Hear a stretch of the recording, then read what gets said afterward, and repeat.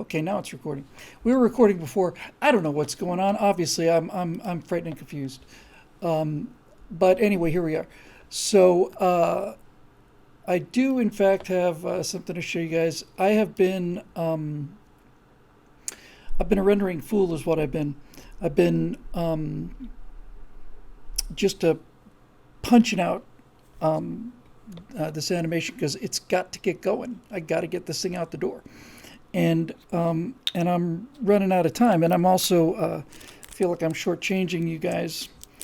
I just feel like I'm just facing down this train, and I got my foot stuck in the freaking tracks, and it's like, here it comes. It's like, is Dudley Do Right gonna be able to, you know, unfix himself or fix himself, whatever the case may be. So anyway, that's what it feels like. So here's what we got, though. I've got something to show you guys. It's a little more advanced than the other stuff I've shown you. With that said, before I tee it up, I wanna stress just a couple things here. First of all, this is needless to say a work in progress. I have, and thank you for the kind words there, guys. It is a rough cut, and I'm going to need another. So it's a rough cut. It's temporary dialogue. In fact, my reading is so awful, it's practically unbearable, but had to put that in there just so you could time the animation. And when I say I just slammed some music and sound effects underneath it, I mean I slammed some music and sound effects underneath it in the space of about 12 and a half minutes, right as I was supposed to be heading to the studio. So all of that. With that said, I think it looks pretty groovy. So I'm going to play it for you now. And I don't, if anybody comments on the sound not being right, I will lose my mind. But I do think it'll get you a nice feel for it. That's my hope, anyway. Okay, so the mix is not great, but it's the first two scenes. I think you'll probably like it. Ready? Are you all ready? Ready? Okay, here's what I'm gonna do.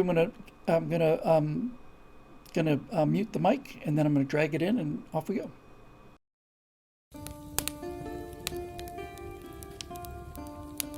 This forest was alive once, and very beautiful. The air was sweet. The leaves on these trees made an emerald canopy over the entire glen. Songbirds flitted about everywhere. The game was plentiful in all directions.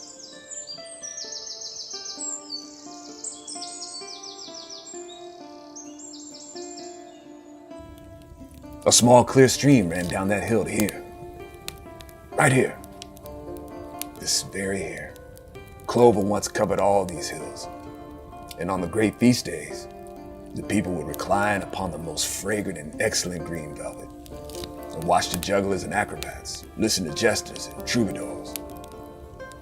The young men would come down and wrestle, all perform feats of strength while their wives and children cheered them on.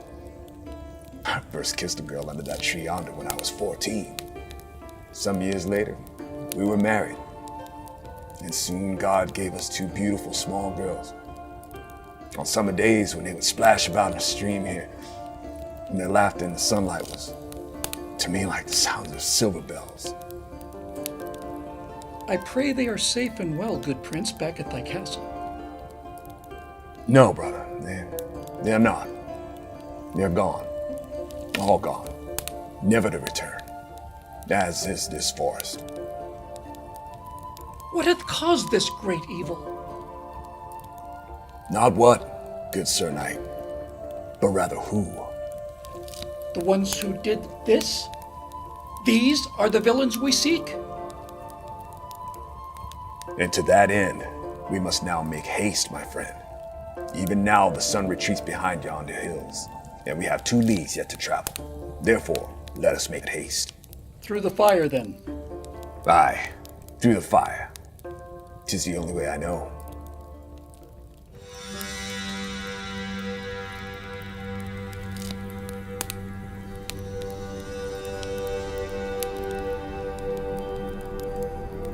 Hark you, villains, I will grind thy bones to dust for this.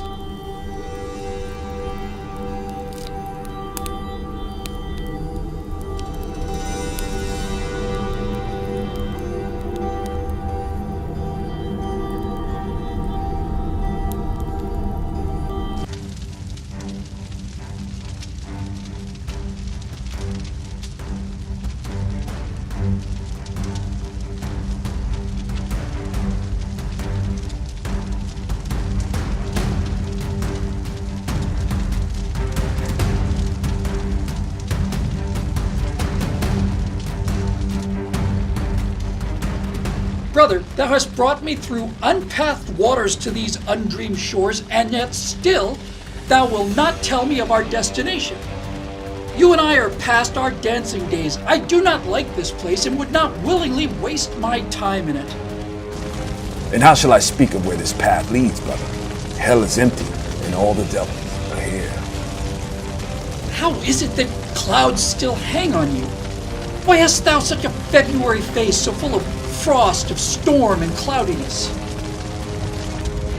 I am not bound to please thee with my answers, brother. Vengeance is in my heart. Death is in my hand.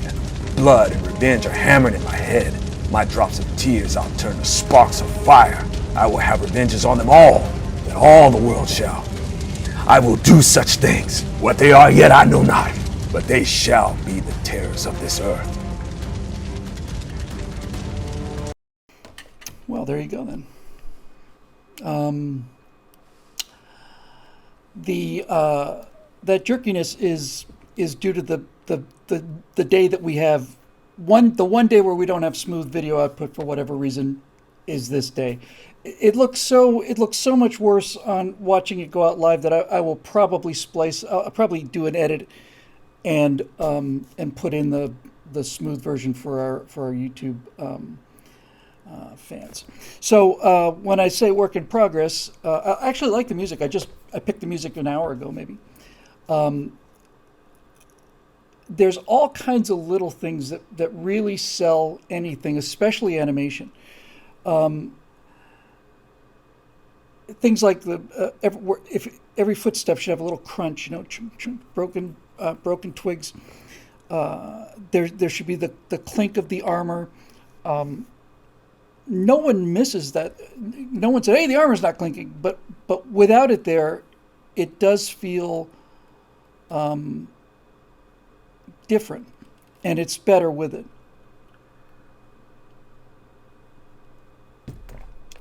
So, anyway, yeah, and I'm very happy with it. Zoe's a much better actor than I am. That's why I'm happy that it's in this second version. It's much more his story than mine. However, I just want to say the lines I said, I just barked out here just to get the timing right. I think if I warm up for, I don't know, a couple of weeks, warm my voice up for a couple of weeks, and then just kind of, play it down, I could probably get my way through it. But already there's more politics in here, and already the structure is so much better because in the next 2 or 3 scenes, as we see more and more of these, demons coming out of this unnamed place, I keep asking him, what is this place? And he won't tell me. He will not name it. Thou doth vex me greatly, good prince. Well, be vexed and damned as well in the bargain. He won't say. So the whole thing is there, building up to what was before just like a one-liner. Now the whole thing builds towards that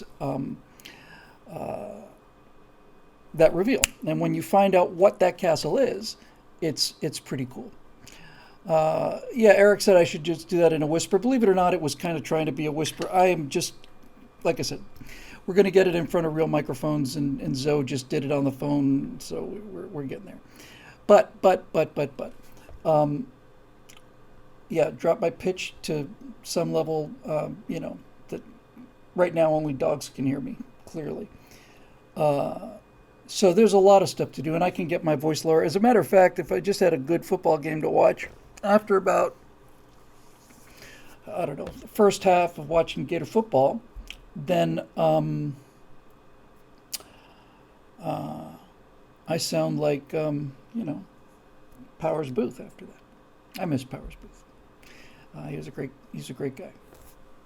I was at a lunch with Powers Booth once, and I told him, I said, Powers, I said, you've got a look that could curdle water. Really like that line. I thought that was just kind of cool. There's a lot of Shakespeare there too. Okay, so I have another happy announcement to make, and then we'll move on. Thanks, Dave. That was nice of you. Natasha, who I put up a little bit of her some of her paintings on Facebook a couple days ago, got invited to be one of the exhibitors at an art exhibition, which will be this Monday here in Los Angeles. And the admission, as I recall, is $5 whole. But if you're anybody who happens to be in the area and would like to make the drive down there, that would be great. I don't want you to come from too far. I think anything beyond Nevada would probably be, just unreasonable of me to expect it. But nevertheless, she's been a professional photographer for 20 years, but this is her first time anybody has ever seen her paintings. And they're awfully good. So we would love to have the friends come on down and the family, the extended family. I'll put up a Facebook post for it tomorrow, and then another one probably the morning of. And if you come on down, I will be manning the booth while my beautiful wife is chatting up the clients, and we'll see where it goes. See where it goes from there. But honestly, we'd love to have as many people come down as you possibly could, and it would mean an awful lot to her and to me if you happen to be in the area and you can make it. That would be just grand. Okay, let's see. I guess we will go. You know what? I'll probably end up paying for this. I'm gonna do the Facebook questions first this time, just because. Obviously, I need to do as much for the members as I possibly can. But this show has been a Facebook show and kind of always has been. So I guess we'll take those questions first. And I will put up some paintings too of hers, so you can see what's out there for sale, as a matter of fact. Alrighty then, let's see.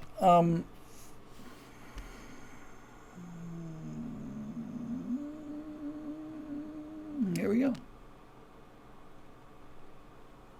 I have to refresh the page. I didn't see any comments. That'll probably explain it. Hang on, kids.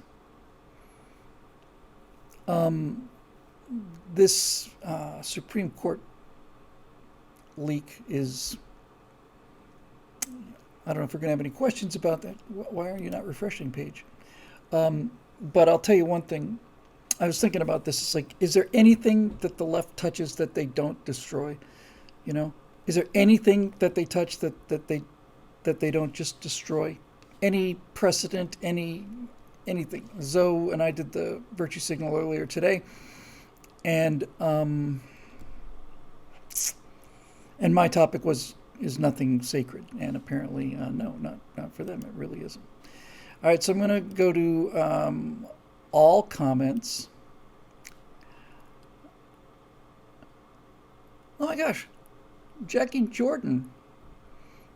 Jackie's not, I don't know if you're watching, Jackie, but if you are, and if you're watching in YouTube land, wow. Jackie Jordan says, forgot to mention, great Newsmax appearance by you. The reason I was very, very happy to see Jackie Jordan there is that it's because Jackie Jordan was my boss, and a fine boss she was too. She was the producer of Sunday Morning Shootout, and has gone on to a very lucrative career, not only getting people on TV, booking people, but telling people how to get booked. You'd think that'd be a book I would read, but let's not get ahead of ourselves. I'm just very, very happy to see that name there, Jackie. I'm very glad to see it. Jackie Jordan is another one of those people who used to live out here in California, like all the rest of us, but she's moved on to Florida. I want to say west coast of Florida, and maybe Tennessee. That seems to be the place. That seems to be the two destinations. So anyway, it's very, very good seeing your name. It was it was a little different when we were doing the show. Yeah, she moved back to America. CP Tomes. Because when we were under a lot of stress, but it was really great many years later when we caught up again, and now I don't hope I'm not letting the cat out of the bag for her. Just like just about everybody else in this town or in this business, she was fairly liberal, and then suddenly after the show was over, just during the Obama administration, she just said, "What the devil is going on here?" And she came around to the left the dark side and joined the Jedi Order, which is great. Okay, so good to see you, Jackie. If you're watching now or if you're watching later, that's really a very nice surprise. Oh, by the way, speaking of Newsmax,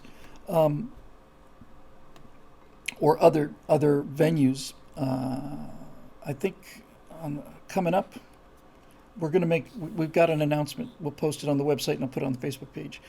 The second season or third season, I don't remember which. I think it must be the second season of American Built on Fox Business is coming out, and I am a featured expert on on the light bulb. I'm sure I've mentioned that story before, but it's hilarious enough, and we should get out a warning so people can brace themselves. I'd done a bunch of them I did 3 of them their first year, and then as we were getting ready to do the second year, they had 2 of them that I was doing, 747, I think, and something else. Maybe the lunar module, and then and then so they're saying, so we get a 747 show first, then we have lunar module first, and then the third will be the light bulb. And I said, the what now? There was a little light bulb over my head, and it went out. And I said, what? And they said, the light bulb. I said, I don't know anything about light bulbs. And then immediately I leapt in there and said, but that doesn't mean I can't talk about it for a couple hours. So I actually did. Bart's Treasure wants to know why there are no links posted to all these videos, because I'm astonishingly incompetent. Bart, I thought that'd be clear by now. But to be perfectly honest with you, I did, I don't know, read about an hour and a half, 2 hours on light bulbs. I didn't know anything about light bulbs, but I do know a lot about history, and I was able to weave some kind of fun stuff in there, I thought. So anyway, if you are determined to learn the inside story of the hidden life of light bulbs, I'm your guy. I'm actually exceedingly proud of him. I love doing the shows. The producer is just absolutely fantastic guy, and it's fun. And they ask, we had different producers for each segment, and they, if they tee up the question the right way, then I'm good to go. By the way, for those of you who are thinking about becoming television personalities or playing one on the internet, there is what's the word? A protocol is probably the best word. When you're doing this kind of thing, anytime you've ever seen a documentary where you have, the expert talking about, and well, Henry the Sixth was, of course, he's got the books behind him, he obviously knows what he's talking about because he's British, got a British accent. Thomas Edison's light bulb, yes, the light bulb in general. I'm not so much as it was, the whole light bulb thing, and I talked a lot about about DC and AC, and we had to mention Tesla, obviously, or else you'd be lynched. Uh,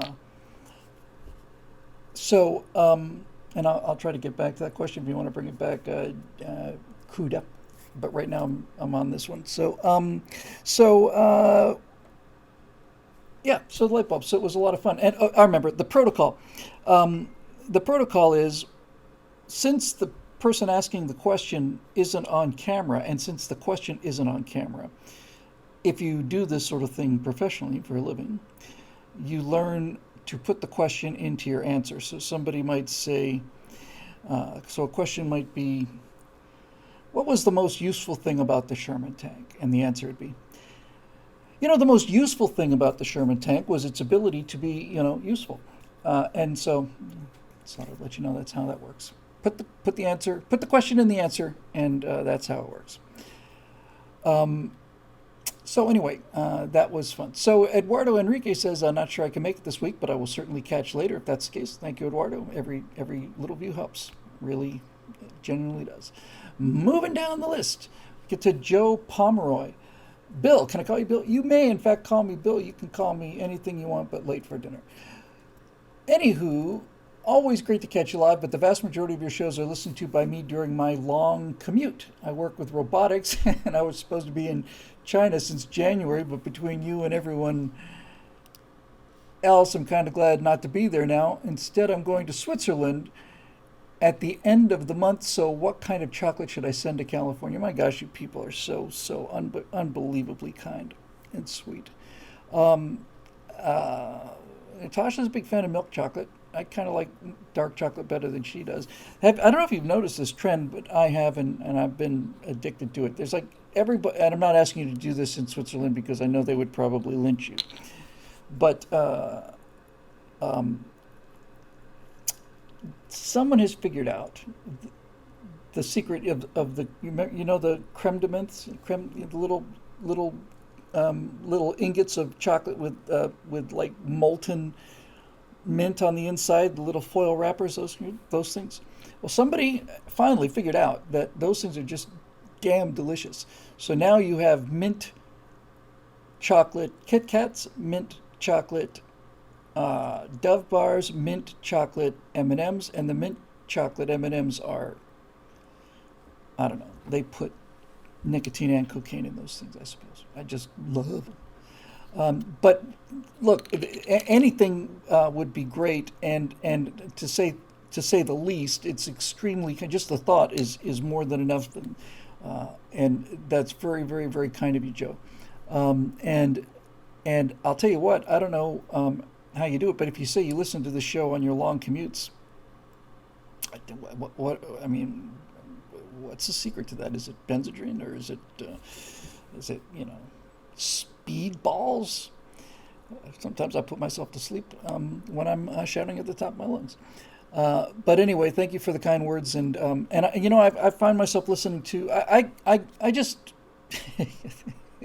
yeah. Marusha Dark says, can you send me a Swiss Miss? Would be great. Swiss Miss instant cocoa from Switzerland, the original, the authentic kind. And if you make that with water, it's garbage. But if you make it with milk, it's delicious. It's I listen to a lot of YouTube when I'm driving, and I have gone so long without watching network TV that now, now I look at TV and I'm actually kind of shocked that I used to watch a lot of TV. That anybody used to watch a lot of TV, and I feel it mostly on the news. Whenever I hear that, like whenever there's some story I want to see and it's on YouTube, it's like, Loch Ness monster jumps out of the water and dives through a flaming hoop, and I'll look at that. But when it's like, it's like KCAL 9, and it's like, well, the KCAL 9 news team has some really interesting footage. Yes, the Loch Ness monster apparently has leapt out of Loch Ness and right through a flaming hoop. What that hoop was there for, none of us can really say, but we do think that the Loch Ness monster finally made an appearance that all of us can be proud of. Jim, let's take a look at what the Loch Ness Monster footage is now. Let's go live now to our correspondent out of the Flaming Hoop at Loch Ness. Let's go to Randy. Randy, yes, I'm here at Loch Ness. All of this garbage, right? Garbage. I don't need it. Show me the footage. That's relatively new. Anyway, thank you, Joe, and robotics in China, and yeah, I'm glad you're not there now too. Is Bill having a stroke?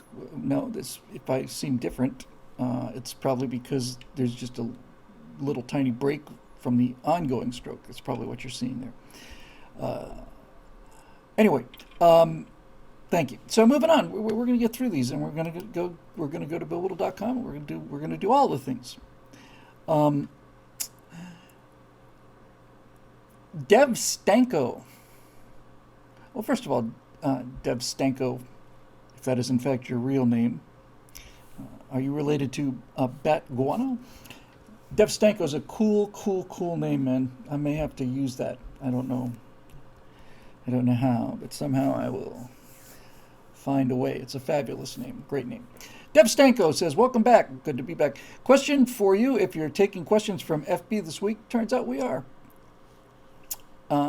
First, you've astutely mentioned the viewership disparity between conservative media and the Twitch stream Let's Play videos on YouTube. With how time-intensive and expensive your medieval fantasy video is this far, why do you think it's a good idea to go after the gaming crowd with the CGI D&D video and not something similar to animated infographics like every other successful channels use? Kajito, Subhoney, Polymatter, Caspian Report, What the Faithist, etc. Well, I hope I'm not disproving your point, but I haven't heard of any of those guys. That's the honest truth. I never have. But the length and the stuff that I will get to. Second, the crowd you're going after is much younger. Why do you think political D&D full of obscure Shakespeare jokes, which would appeal to boomers Gen X but not to Gen Z, Gen Alpha, will be successful? Are you completely missing your target audience's language? Thanks. Excellent observations. But I'm not making this particular video for the kids. I'm making this video for conservatives to see what can be done with the kids. That's the target audience.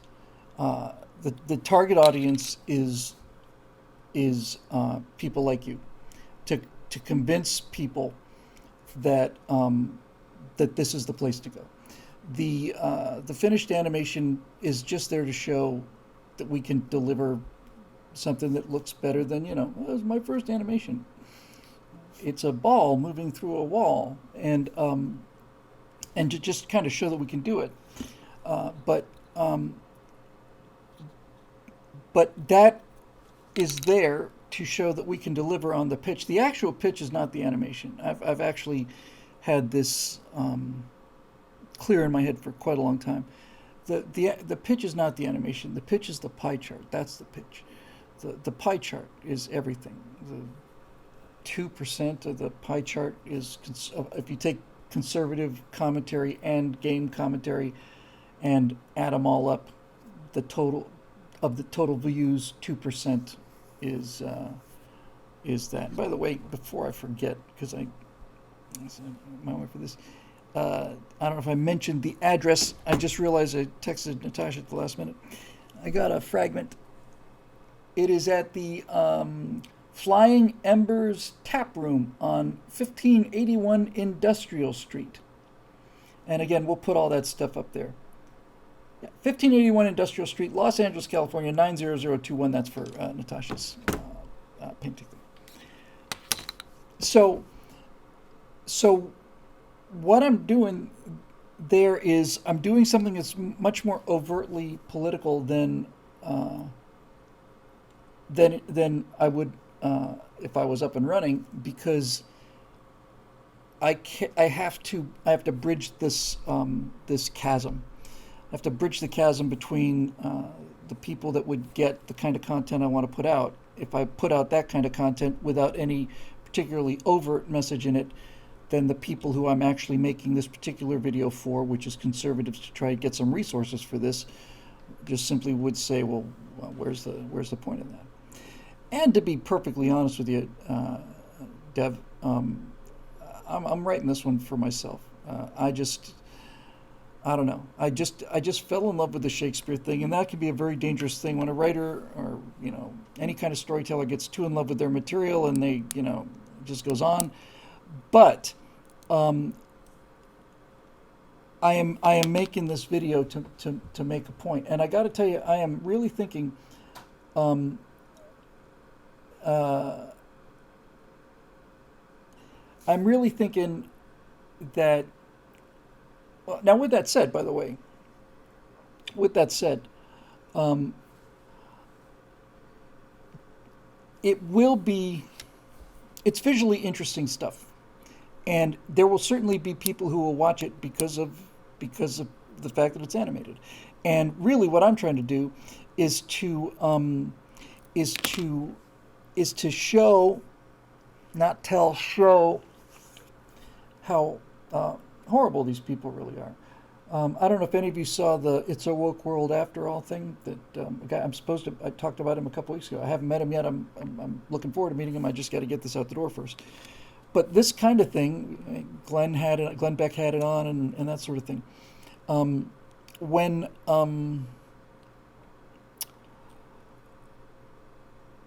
what that does is it gives people a place to land.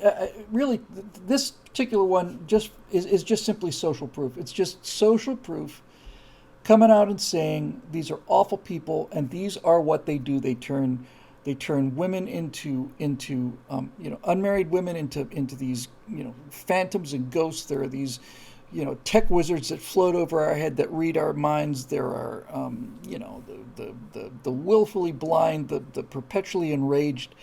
It's a little clever for for really like the young audience, the Fortnite audience. But I wouldn't underestimate the intelligence of the people. They certainly can get it, and I think that the language is appropriate.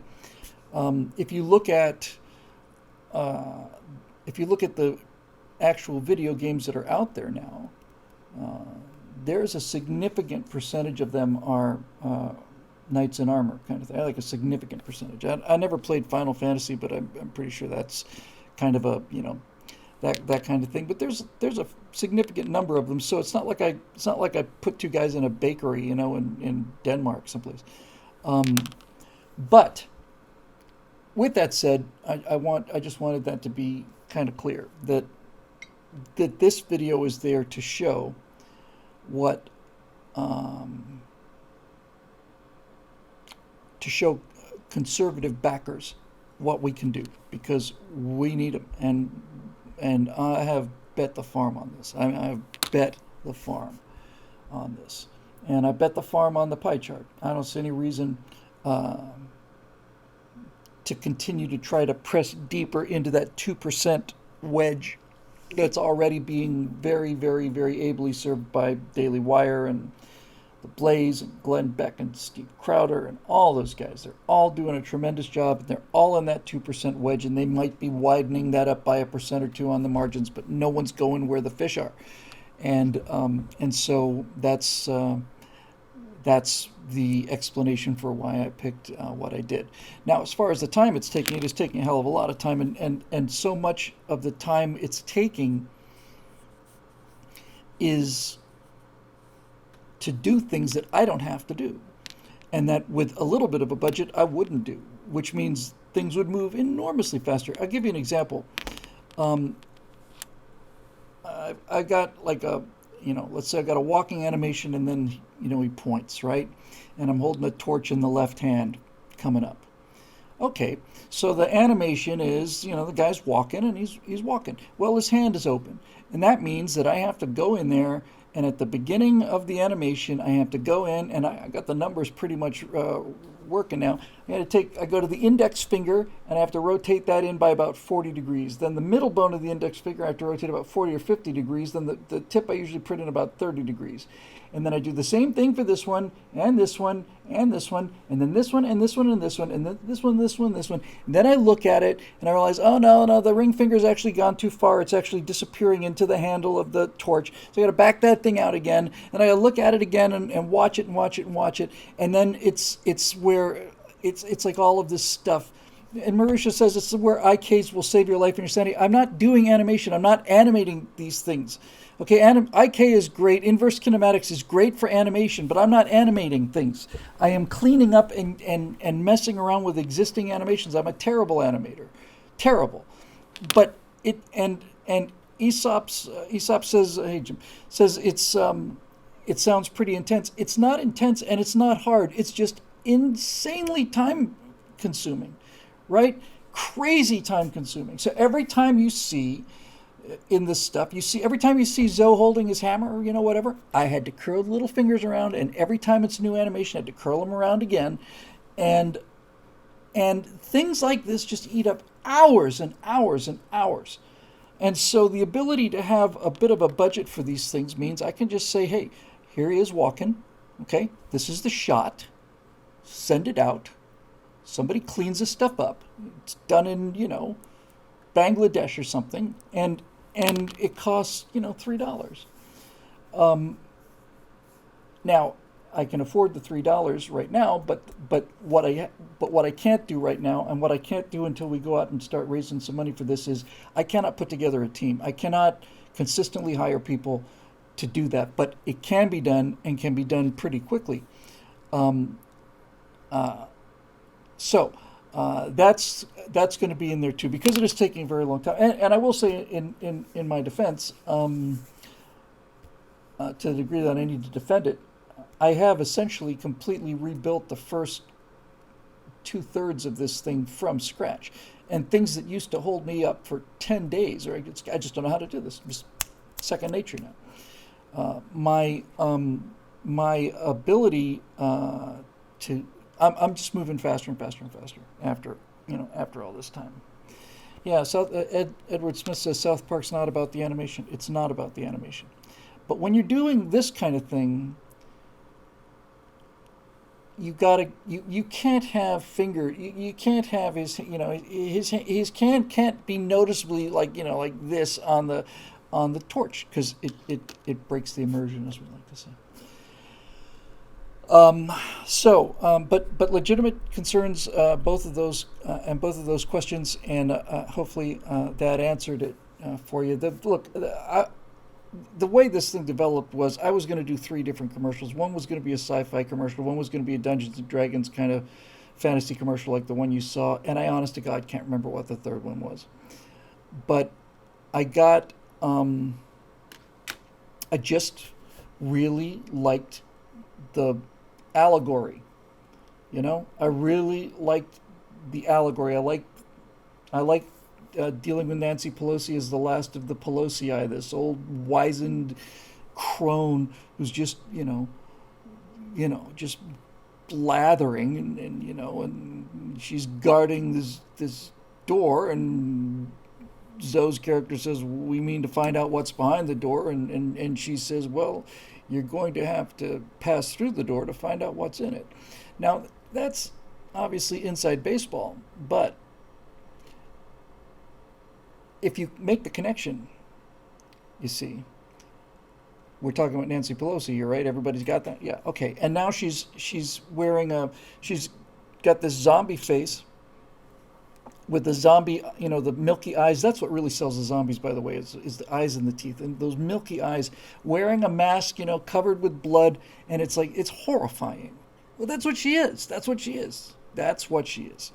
And I've got Dr. Faustus, who's a demon. He's just ordering people around. He's got a crown that consists of needles, hypodermic needles, and, all that stuff. So it's a kind of a one-off, I think, although I wouldn't mind going back again eventually. But, it is what it is. So we will see. I'm going to call this thing, I'm not joking about this. When I put this thing together and get it out the door, I'm going to call it the greatest sales pitch of all time, because that's what I think. Astronaut says Pelosi will be dead before you finish. Well, that depends on how quickly I can finish. I plan to have this by the end of the summer. And certainly need to have it in time to get it trotted around a lot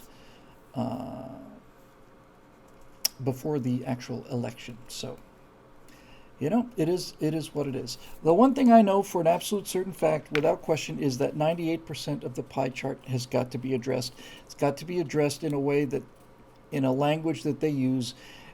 The talking head guy explaining things is, I've been doing this for 14 years now, and it's not even a question about me. It's things change. The internet changes. What's popular changes. YouTube changes, and you either change with it, or you go down with the rest of the fossils. So the single great breakthrough of my life in political observation in the last 5 years, certainly, and maybe in my entire career, was when that lightning bolt hit me, and I realized that all of these millennials and all of these left-wing socialists and stuff are locking themselves in their room to play computer games, because when they play computer games, what you do in a computer game is you make money and you buy weapons. Once I realized that, I just went, wow, okay, all right. So I like the computer games, gives them a chance to act like conservatives. Also, examining, using, I've been in some discussions about this. Some of the characters, in fact, virtually all the characters on America's Forgotten Heroes that I did for Daily Wire, I would like to shoot those things as movies and not as documentaries. I looked at all of them and I thought, what's the easiest one to do? And the easiest one to do was Frank Luke. So you would basically cast a live action Frank Luke. You'd have to build,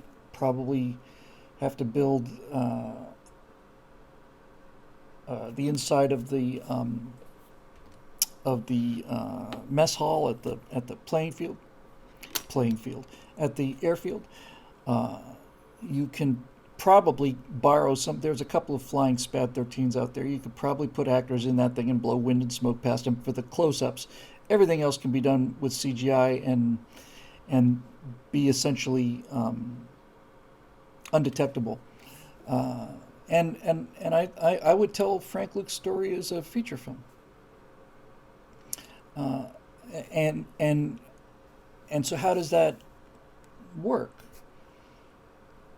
Well, I was thinking about the script, and I was thinking about the fact that, unlike everybody else out there, I don't think you need to add drama to guys like Frank Luke or John Paul Jones or Jimmy Doolittle. I don't think you need to add excitement to their lives. I think the more you get to exactly the truth, the better those stories get. So if I was doing the Frank Luke screenplay, I would start with a shot of a bedroom at nighttime, older couple. It's in 13, 14, somewhere around there. And they hear gunshots outside. Toom.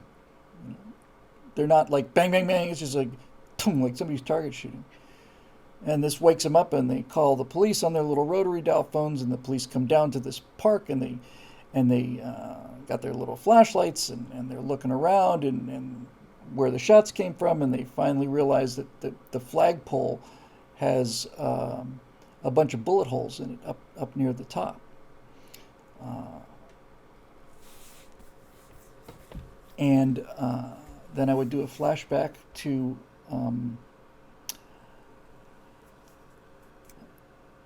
Frank Luke was a junior.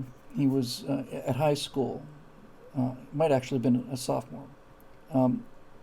But in his high school, there was a rough and tumble tradition. Nothing is rough and tumble anymore these days. But in those days, the sophomores, the juniors, and the seniors each had kind of like a pennant. I guess it was kind of almost like a sock or something. And there would just be this giant rumble. Remember that word? There's going to be a rumble after school. Oh, okay, wow. But there was just a giant fight, basically, where all three of these classes are trying to climb the pole and get their banner thing up on the top of the flagpole. And Frank Luke wanted it to be his class really badly. I'm almost positive he was a junior at the time. Really, really wanted it. and he didn't get it. Um, the seniors got it, and so the senior, banner or whatever it is on top of the school flagpole. And then later that night, in the middle of the night, people hear gunshots, and the police come out and they look, and there's nobody there, but they can see some bullet holes up on the top of this thing. They figure somebody's shooting at this thing. So they go away, and then that old couple goes back to sleep again, and time passes, and an hour later they hear another sound. This time it's not. Pistol, it's a shotgun. And the police come again, and now that senior banner's been blown to ribbons. Who was the mystery man? Well, truth was, it was Frank Luke. It pissed him off so much seeing that thing flying there that he went and shot it. He shot it down. He shot it down. That's the opening scene, because that's pretty much all you need to know about Frank Luke. He's a tremendous football player. He's probably the best running back in all of Arizona. And all of that stuff needs to be in there. So this is another reason to have, the kind of ability to produce those kind of effects. All right, moving on. We got a couple of Dave Olsons. We got an Eric Blake. We got a London Len Tyndale Bisco. My God, you have such cool names, and I'm just stuck with Bill. All right, so see what we got here. Dave Olson. Hi, Bill. Hey, Dave. Since it doesn't get said often enough, please tell Natasha that the whole Strato Nation is praying for her and her family in Russia. Thank you very much. It's very kind. Putin's recent adventures in Ukraine have greatly reanimated our country's long dormant Russophobia. And we forget that there are millions of decent Russians who are horrified by what their government is doing. Is there any way we can help your extended family, or are all the channels closed? You guys are just the very, very best. Let me give you my first take on this thing. Natasha has not received so much as a funny look in this entire 2.5 months now. And I am so proud of that. I am so proud of it. The anti-Americanism in Russia right now is dangerous. It's dangerous. If you were to be out on the streets in Moscow and just talking quietly to someone else, people could hear you were American, you would be in some serious physical danger. The level of hatred is so high. Putin's managed to convince him that NATO's gone to war against Russia and he's defending the line in Ukraine, and a lot of people believe that. And even before the invasion, Natasha had some friends who went to Moscow a couple of years ago and came back saying, you might want to hold off on Bill coming to visit there. It's not a real pleasant environment right now for Americans, because we get blamed for everything. Anything goes wrong in the world, it's our fault. Anything good happens in the world, it was some other country that did it first, and we just stole it. But there has not been, she has not reported not even an off look, So I'm very, very, very proud of America for that, and I'm not surprised. The whole purpose of this country is to get away from all of that stuff. But thank you for the thoughts. Now, to the other issues, yes, it has been extraordinarily stressful for her, and that means it's extraordinarily stressful for me too. She has her mother and her daughter are both in Sochi, which are on the Black Sea. Seems to be far enough away from Crimea so that I don't think they're in any danger. I don't see any way that anything would go in that direction. As a matter of fact, I was looking at the Nazi invasion in World War II, and the Nazis got all the way to Stalingrad, and they went all the way into Crimea, but they didn't get anywhere near Sochi. I think it's just too far off of the path. So I'm not terribly worried about their. In fact, I'm not at all worried about their physical condition in terms of the war spreading out there. I am very worried about the fact that the prices are going through the ceiling, that there's shortages out there already of a lot of things, and we had been helping. I had been helping them out for the last 5 years, and I can't do that anymore because the wire transfer services are shut down. I don't know why, um,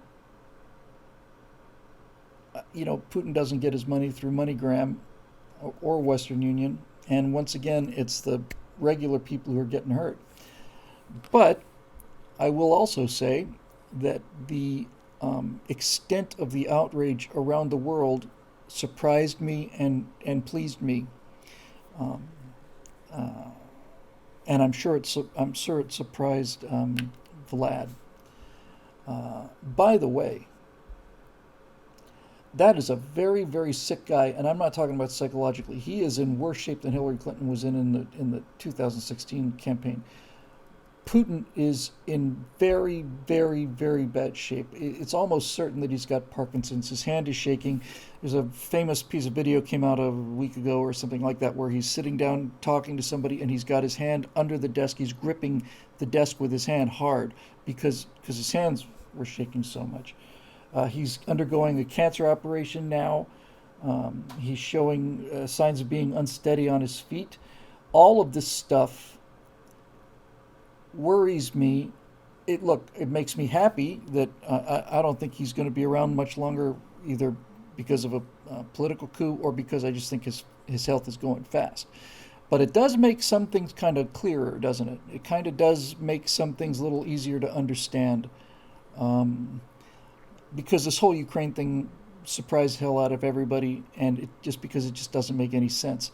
Aesop says, does he want to take the world with him? I don't think he wants to take the world with him, but I do think that if he hadn't been sick, and I suspect terminally sick, I don't think he would have done it. And I'll tell you why. I don't think he wants to bring the world down with him, but I do think he wants to be remembered as the guy who brought Ukraine back to Mother Russia where it belongs. And yes, legacy. Cody MacArthur Fett got it exactly right. It's his legacy. That's the word exactly. He wants to be remembered as the great Russian. He actually covered for Boris Yeltsin. He kind of came in and ran the country. And when Yeltsin had all of these corruption issues, the reason they brought Putin in from St. Petersburg was because he was known to be loyal to the bosses and kind of, not go after them. Interesting fact, and people don't get this, but it's really important to understand that Putin wasn't born in St. Petersburg. He wasn't. He was born in Leningrad. And you can say that's the same place, and you'd be right about that. But Leningrad and St. Petersburg are not the same thing. He was born in Leningrad. That's where he was born. And so, Yeltsin basically gave him his chance, and I'm sure he had a relatively low opinion of Yeltsin, but I don't think he hated Yeltsin. But I do know who he hated, and I heard this from Natasha and from several other people too. The person that Putin cannot stand is Gorbachev, and he hates Gorbachev because he believes Gorbachev threw away the power, just threw it away. It's inconceivable to him. But he's definitely showing signs of Parkinson's, and I thought Hillary was too. Whether or not, she is or isn't, I don't know. I do know that that the person who's in the office of the President of the United States cannot complete sentences on his own. He can read them most of the time. What was the one that just happened just a little while ago? Oh, because I was out last week. The kleptocracy thing. I mean, even if when they have Biden out there for 2 minutes, reading the stuff that the Easter Bunny is pointing to, you can't cover that up. So I don't know what the timing is. I think he might be actually either in surgery or recovering from surgery like now, so he's handed the country over to one of his cronies. I'll tell you one thing. Having studied dictatorships very carefully because I'd like to know what they look like before they get here. When you are on the bubble the way he is now, where you have basically made so many enemies and have so many people trying to bring you down, more than usual in Russian politics, given all of the things that have gone wrong and given the pressure to get him out of there, the fact that he is taking himself out of the picture and going into a hospital means he must be very, very, very, very, very sick. Because this is how coups happen. This is pretty much how they happen. Where's the boss, or the king, or the Kaiser, or the dictator? Where's he? Oh, he's gone. He's gone down to the store to get some eggs. Now's the time. So, I don't know. I think a lot of people are talking about tactics and stuff, and so just in general on the Russian thing, you look at. Oh, yeah, thank you, Mercia. Yeah, it's Whittle's law of political optics. When something looks really, really bad, the reason you're seeing it is because the only other alternatives would be worse. So, you have to be careful when you try to draw, like, I'm not trying to say like hypotheticals. I'm just saying when you analyze the situation and you analyze it as a situation, you can often bleach the humanity out of it. And I don't want to be that guy. So I just want to start by saying when you see these bombed out buildings in Mariupol and all the rest of it, it's just horrific. And the human element of it is the thing that, when you lose that, that's the only reason it happens, because you lose the human element. We're going to send 14 divisions here. Okay, so how many people are going to die because you want this line to move on a map or something? But my point is, we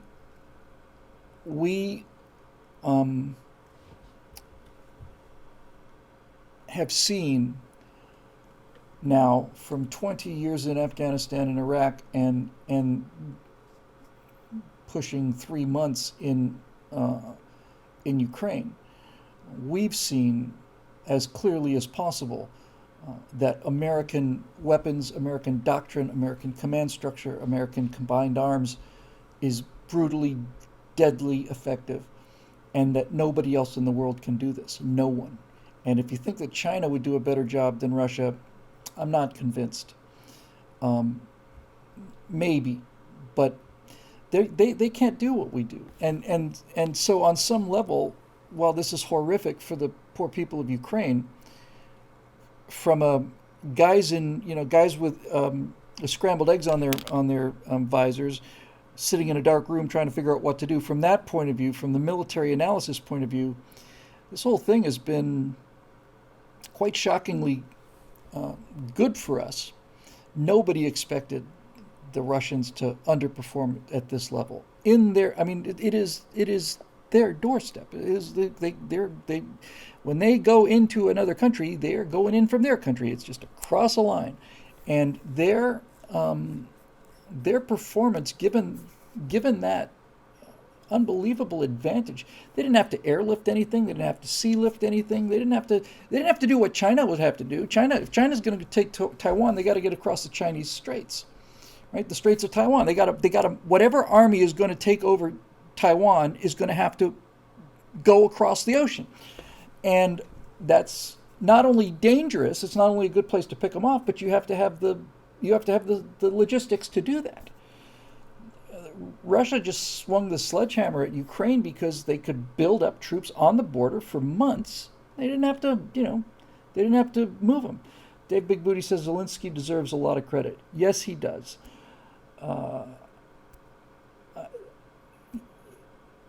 There's a lot of pushback about people lionizing Ukraine and talking about it being as corrupt as anything else and all the rest of it. This is all true. It's all true, and I've heard that Zelensky was completely corrupt as well, and all the rest of it. And he used to be an actor or a comedian or something like that, and it's all true too.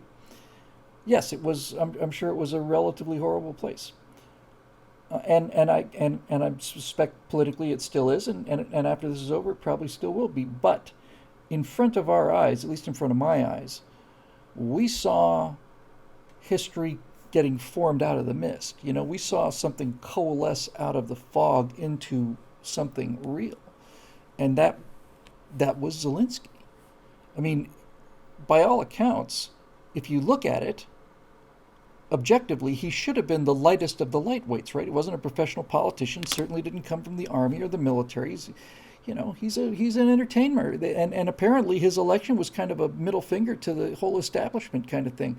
He wasn't even a Donald Trump in terms of like, run this incredible empire. He's just a guy.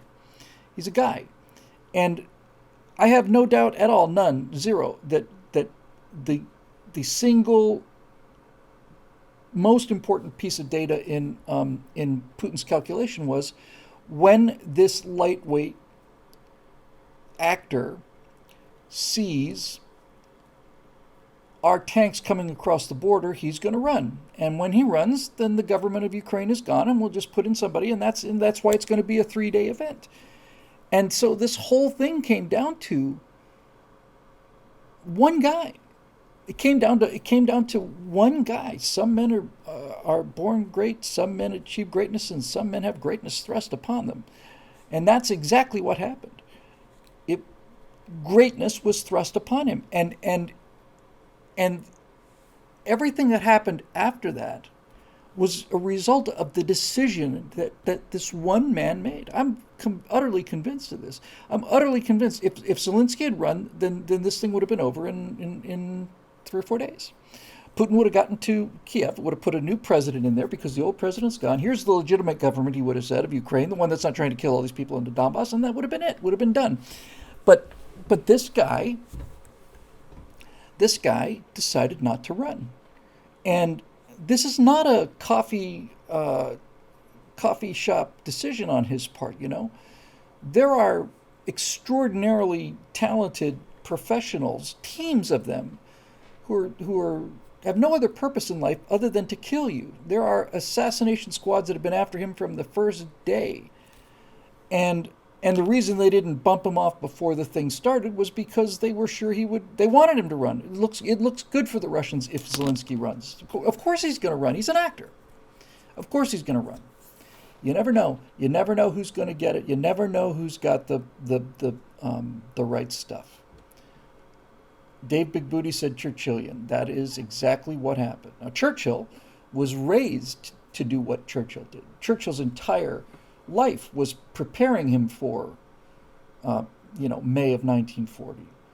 Churchill's father was a very prominent politician. Churchill's ancestor was the Duke of Marlborough.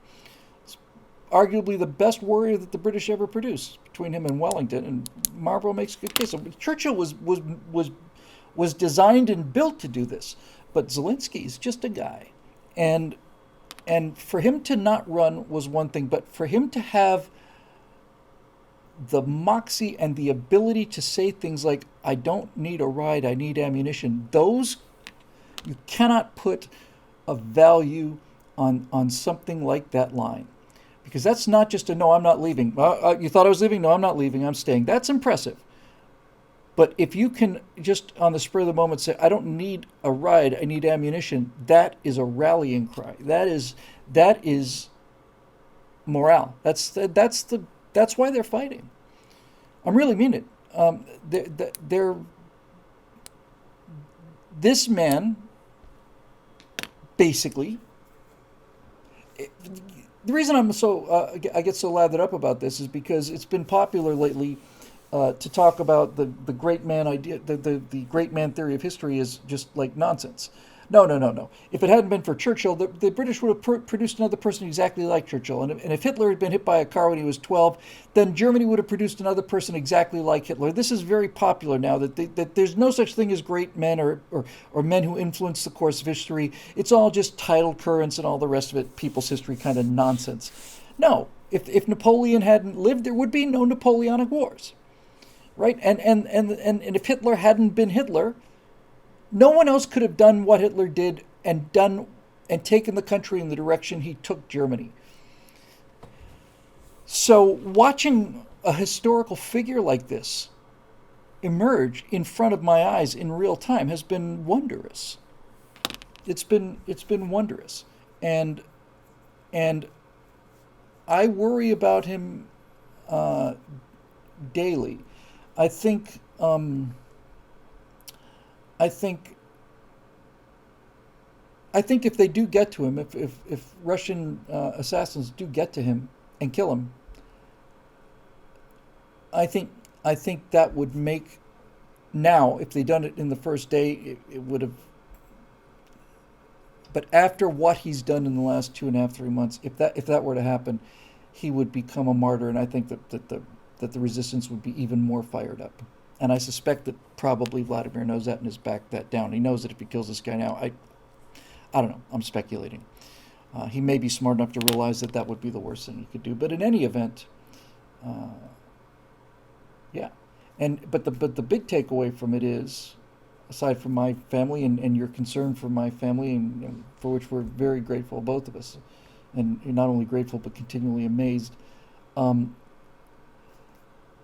from a purely analytical military analyst, military historian point of view, it has confirmed. I don't know how widespread this opinion was, but it was certainly my opinion. When when when you see a YouTube video that says, "Oh, Russia or China has just produced the Raptor killer," they've just produced the jet that's going to out Raptor the Raptor, going to outgun the F-22. My response to that is always, let's see you do it. You know, it's vaporware until it's combat tested, and when their stuff got combat tested, it didn't work out so well. So we'll see. Um, anyway, thank you, Dave. Very kind of you. Another Dave Olson. Will you and/or the Stratosphere Lounge increase your presence on Twitter now that the new proprietor seems to be less hostile to free speech? Yes. In fact, I'm actually thinking about doing it.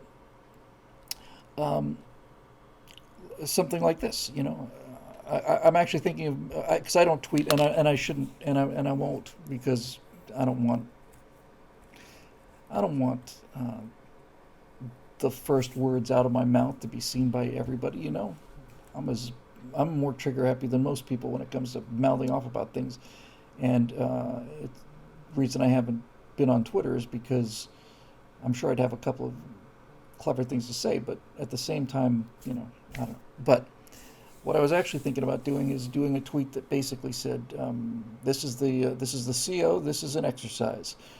Uh, the vaccine is a fraud. Dr. Fauci belongs in jail. Hillary Clinton corrupted the Justice Department. The 2020 election was stolen. This concludes the exercise. This is the CO." Just put that out there as a test, right? As a test, and see if it got through. So I wish somebody would buy YouTube. Google is the one. Google's the big problem. Uh, I don't give much of a hot damn about Facebook, really. We're so far past peak Facebook. Facebook's on its way, and Meta is a catastrophe, disaster, all of that stuff. It's Google is the one you need to be aimed at. Um, uh, they're the ones that control the information. They're the ones that have, I think somebody said 30 million pages of data on just about everybody, which doesn't surprise me. 30 million? How's that possible? I guess it is. Um,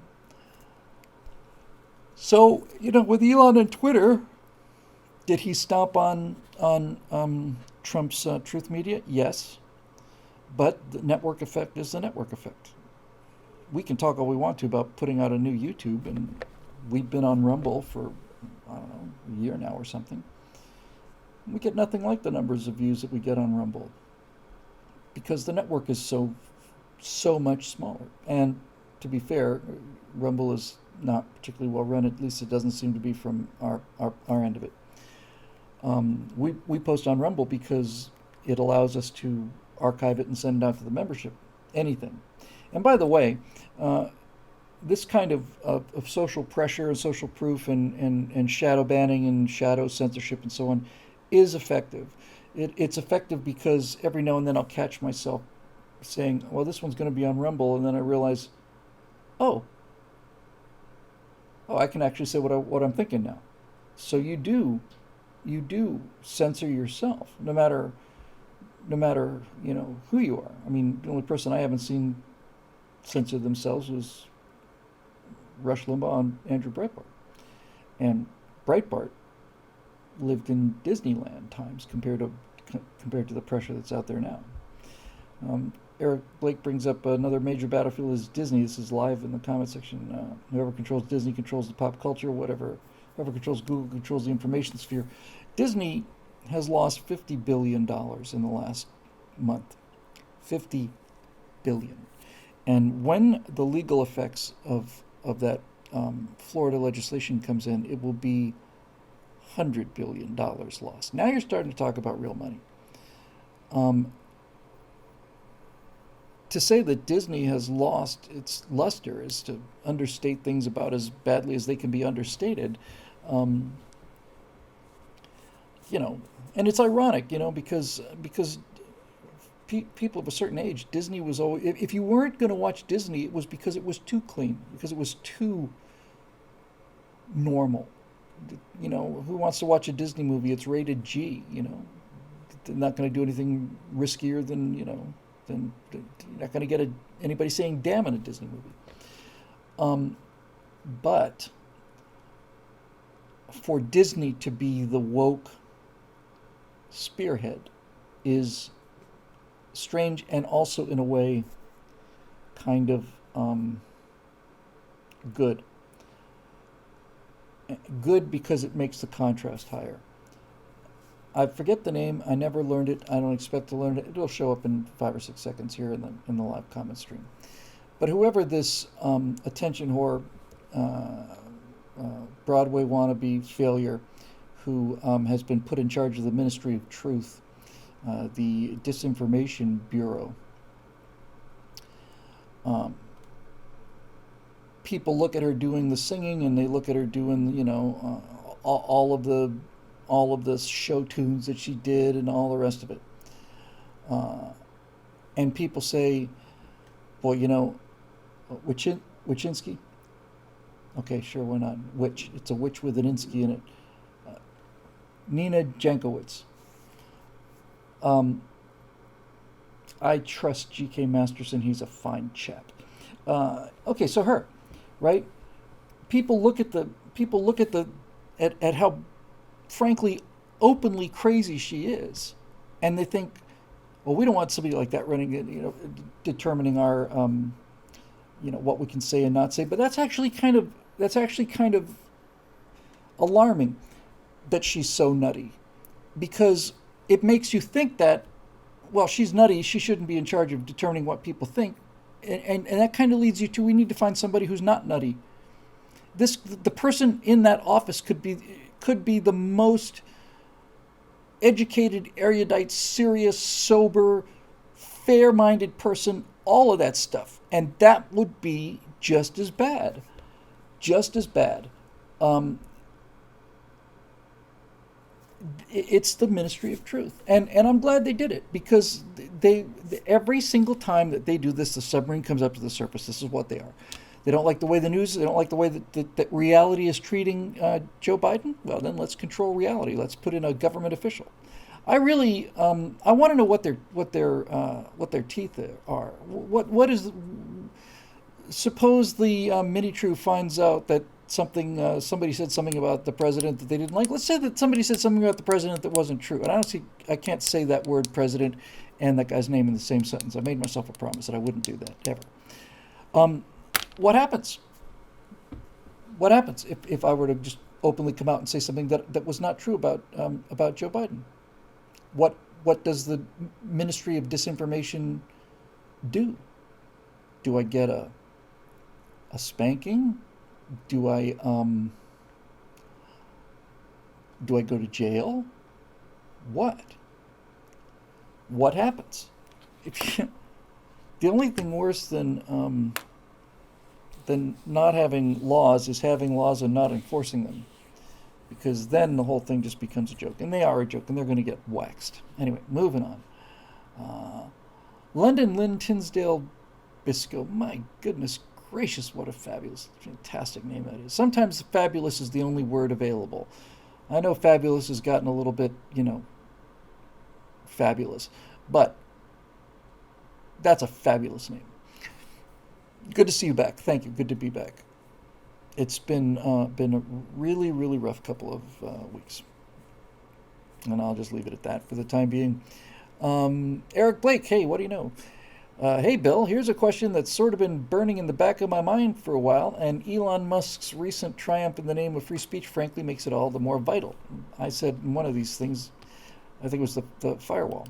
Okay, so if somebody was rich enough to be able to buy some free speech, super. Let's do more of that. How much would it take for us to buy Google? We should put together a national potluck and raise enough cash to buy it. As you may be aware, our great hero of the stars, lo and behold, has Asperger's, as he's noted in his opening monologue when he hosted SNL. So, with him in mind, alongside Thomas Jefferson and our beloved 4chan crew who gave Shia LaBeouf a run for his money, don't you think it might be beneficial to talk more about the benefits to liberty Asperger's can in fact provide, rather than, alas, seemingly only bringing up examples of the negative? As someone with Asperger's myself, I admit to cringing a bit at that unfortunate pattern whenever you bring the condition up. Just saying. Fair enough. Yeah, fair enough. Sure. Barack Obama is a pathological narcissist, and Donald Trump is too. I don't think there's any question about that. I don't think anybody can make an argument against that.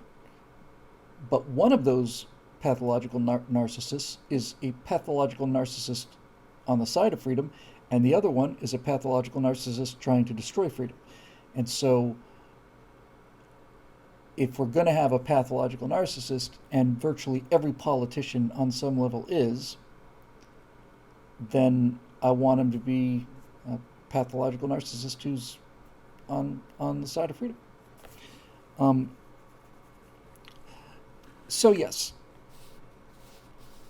Elon Musk is good at what he's good at, and is a billionaire and the richest person in the world because he is the exact same mind as the previous occupants ever since the tech age, meaning Bezos and Bill Gates. Yes, his brain works exactly like theirs, but his heart doesn't, and that's the difference. When I mentioned that family in the firewall, where they talked about the sandwich being cut in half instead of diagonally, and the son bursting into tears over that. That child went on to become a very good man because he had good parents and he had a good heart. And so, yeah. And, and I get your point, Eric, and I suppose I should be more qualifying of it, but I think it's been pretty clear, at least in the talks about the Shia thing and the Fortran thing, and when I first heard the term weaponized autism, I just thought it was fantastic, because those are the good autistic weapons. These guys who are uncovering all this stuff and just using their incredible brains to unmask the people that need to be unmasked and to shine a light onto the people that need a light shining on them. They're doing the job that the press is supposed to do. And so, look, this kind of goes to the same argument as Ukraine, right? I mean, we mentioned 4chan.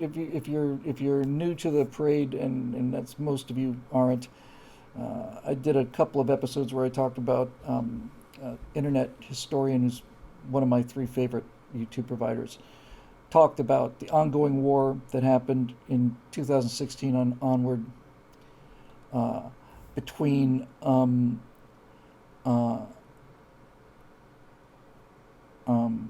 LaBeouf trying to run his "He Will Not Divide His Flag," and how he was tracked down by the kind of mental virtuosity that I just didn't even think existed. Where's this flag? Could be anywhere in the world. Well, when's the sun going down? It's live? Yes, sun's going down now? Okay, so it's in the Eastern time zone. Well, That never would have occurred to me, at least not off the top of my head. And we see these two jets at an angle, and we calculate the angle, and we figure out, look at the database of the planet. It might be this place, might be this place. If it's this place, then there's going to be another jet appearing at 429. 429, here comes a jet. That kind of thing is extremely impressive to me. In fact, I worship that kind of thing. And those people describe themselves as weaponized autistics, weaponized autism. So yes, the ability to do all of this stuff is essential. You can't. I don't think it's possible to become a billionaire without having Asperger's syndrome. It's certainly possible to become a millionaire without having Asperger's syndrome, but I don't think you can become a billionaire without it, because I think that takes so much of, not just of your time or even your mental cycles, but there's a single-mindedness to it that filters out everything else. And I have noticed a huge difference between millionaires and billionaires, personality-wise, huge difference. And so there you go. So yes, if I've been a little hard on Asperger's, I should have clarified that it's not the Asperger's, it's the people that have it. But the entire point was to try to demonstrate that to wonder why people are doing what they're doing. You can't start there. You have to understand how they think, and how they're different. Yeah, I saw it, Marsha. You have to understand that these are elements of the things that make them unique and make them successful in a certain area. But if you don't understand that, then you keep coming back to where I kept coming back from. Why are they doing this? Don't they realize how damaging this is? Why are they? Yes, they don't. They know it, but they don't feel it. All of this stuff. Fauci, do you really think that if it came down to 10 million people versus his reputation, do you have any doubt about which one he would choose? If you don't understand that, you can't figure out what's going on in the world today. You got to understand that. And for people like us, for social conservatives and people who have that set of values, we can't get our minds around it, and we have to. We'll never understand it in terms of feeling it, but we need to recognize the fact that there are people out there who not only don't think the way that we do, but think in ways that are entirely alien, and they are playing by their rules. And if we try to apply our rules to them, then we're going to continue to fail against these people. We know thy enemy, right? That's the first rule of warfare. Know thine enemy, and that's what that first in a series of firewalls was about. This is how these people think. The real Catherine K says Fauci's a total sociopath and has already killed millions for ego's sake. I completely agree, 100%. And because I'm a guy who's trying to get to heaven, now that I'm entering my advanced dotage, but my entire life I've never been able to, on some level, believe that, because I can't conceive of it. I can observe it and understand it, but I can't. That's why I'm so naive sometimes. Surely they're not putting poisons in medicine. Well, maybe they are. Why? For the money. Come on. No one's going to kill millions of people, just for some money. No, it turns out they will.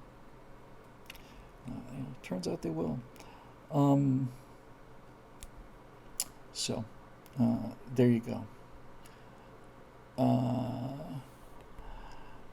And that's that. Steve Young, good to have you back. Thank you. It's gone a week, two, something. Every candidate President Trump endorsed in Ohio and Indiana won. Comments? Yes.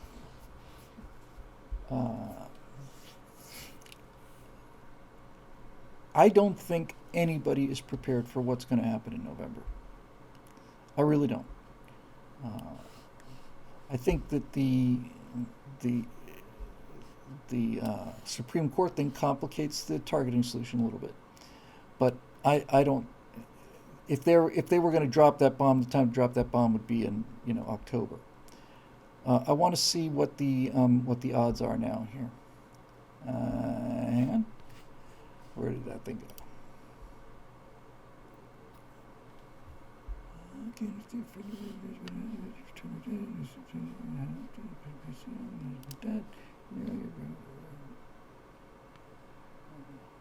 I'm sure I saved that. Hang on. I know I saved it. Here it is. So let's take a look at the odds as they exist at this exact instant in time, which is 7:48 p.m. Pacific time on May 5th. Interestingly enough, looking at, I might as well show it to you guys. Looking at the graph of the continually diverging lead that the Republicans have had, there is a noticeable tick in the other direction. No, wait a minute. Oh, it looks like it coincides with the leak about the Supreme Court ruling, but for a second when I looked, I'll show it to you in a second. I'm just copying it now, just making a screen grab. But when I first saw it, I thought, okay, that's the Democrats rallying. It turns out no, it's actually the Democrats taking a big hit. Right now, the chances are for the House 84.7%, and for the 84.7% chance that that the House will go to Republicans is down 1% the last day, and the Senate is 73.1%. Also slightly narrowing in the last couple of days. Okay, but sharply. Here's the House. And I'll show you the Senate thing. So I suspect this is probably a result of that. I don't know what else it could be. Here's there's the House. Let me grab the Senate one. You can see something happened there. A little tick at the very, very end. It's probably somebody made a mistake in the inputting the data. Here's the Senate. Take a look at this, though.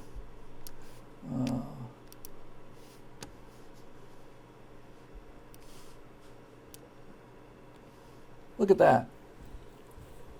That is a sharp turn for the worse. Right there in the very recent past, and I don't know what else it could be, frankly, because that line had been diverging, and now it is sharply different. Now, since it's the Senate, it's possible something changed in terms of one of the candidates or something like that.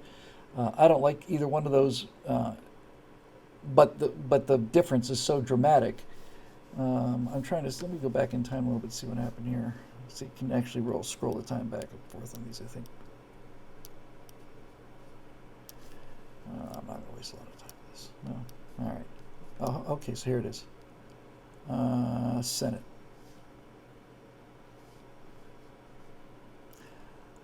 Looks like April. Yeah. I don't know.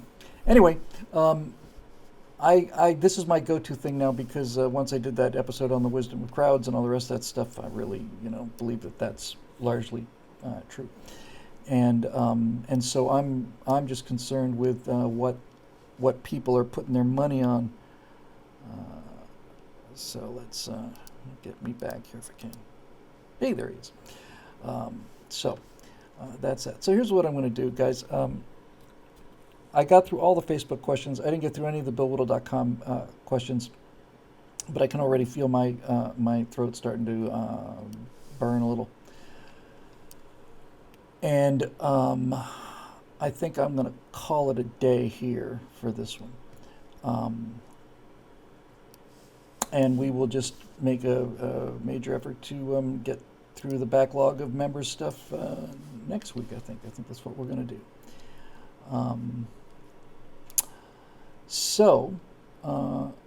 Oh, well, hold the phone. We must stop everything and throw her into reverse. We're going down the freeway at 80 miles an hour. We gotta hit the parking brake because I've just been notified that Eric had another question on Facebook. So let's, by all means,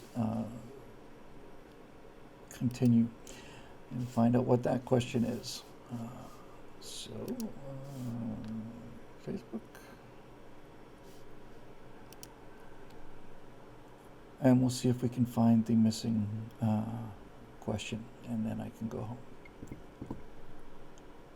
Strange, but internet's very slow here lately. I've been having some real problems. All right, so 10 comments. Show them to me, baby.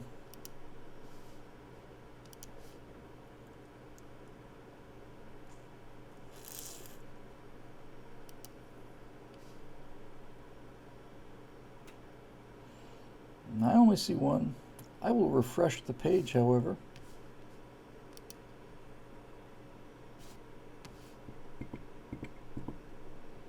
Yeah, something's very wrong here. This is really slow. It's been spotty for a while.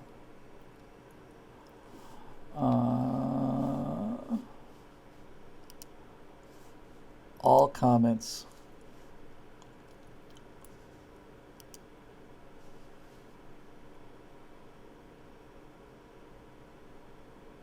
I just see the one. Well, I guess we're gonna have to. Make that up next time because I just see just the one.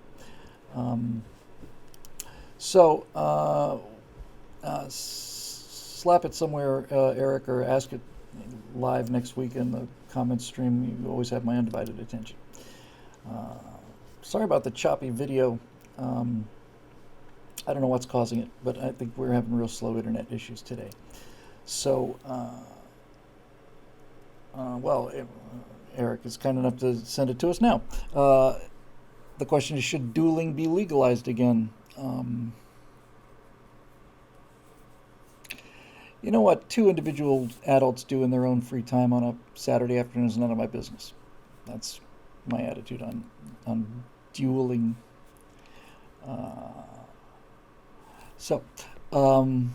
Yeah, I'm gonna fold it up here. I can definitely feel my vocal cords starting to do the lambada.